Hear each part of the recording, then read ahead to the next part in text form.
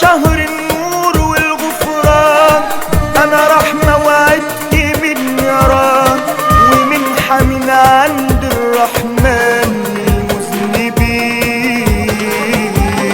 انا من السنة للسنة ايام، كأني بصحى ثواني وبنام، ويا دوب باجي وبمشي اوام وببقى حزين.